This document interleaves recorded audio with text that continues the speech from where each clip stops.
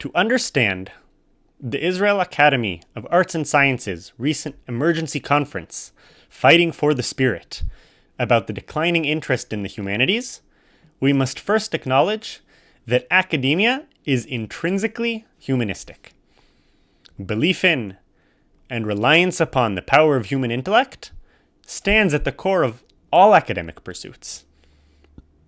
Throughout Israeli history as well, the success of our national rebirth is in large part a result of that humanist spirit, expressing itself in politicians, pioneers, generals, scientists, and businessmen who believed that the human spirit had the power to shape history. But there's a danger in unrestrained belief in the power of the intellect, without recognizing its boundaries and its limitations. This is where modern academia differentiates between natural, hard sciences, humanities, and the social sciences, which sit on a spectrum of empiricism. Israeli academics in the humanities take for granted that they can research and define morality, such as in the fields of political science and humanitarian law, by human intellect alone. The confidence of academics in the social sciences and humanities that allows them to present their conclusions as scientific fact, despite the lack of an empirical basis for this claim, is directly tied to a fundamental belief in progress. That later generations know better than those who came before, and that the wisdom of our ancestors can be discarded as outdated and irrelevant because we're on a constant trajectory towards greater knowledge and greater truth. 18th century German philosopher Immanuel Kant undermined such precociousness over 200 years ago in his Critique on Pure Reason, in which he demonstrated that all intellectual pursuits are influenced by the worldview of the thinker. Humanities professors and researchers are no exception.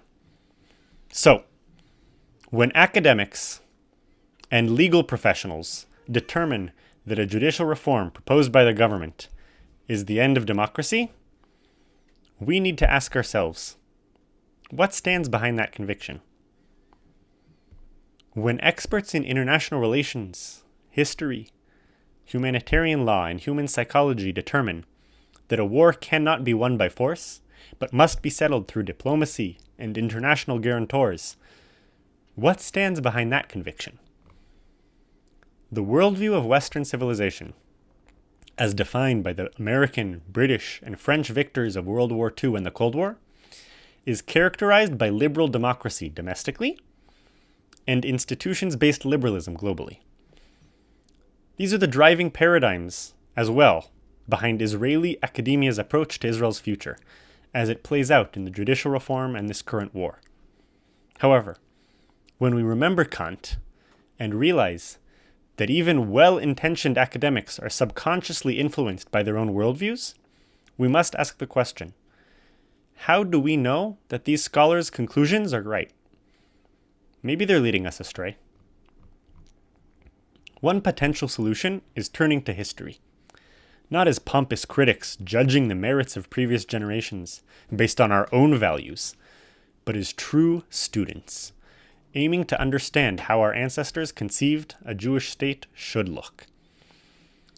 By stepping out of the echo chamber of our own confirmation bias, we may be surprised what insights we can gain. Ideas that have survived thousands of years across countless diasporas, at very least, deserve to be considered on an even playing field with the newest and most exciting theories that academia presents. Beyond that, though, we must remember that Am Yisrael has a unique ace up our sleeve. Nevuah, prophecy.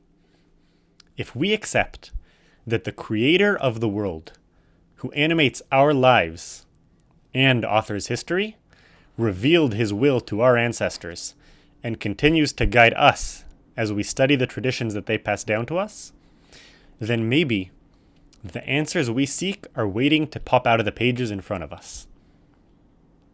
Maybe the future of the Jewish state is what our ancestors dreamed of for thousands of years. I invite you to join me to explore the history of this tension between the limits of human intellect on the one hand and the power of divine relation on the other, in order to better understand our present historic moment and to inspire a new conversation about our future.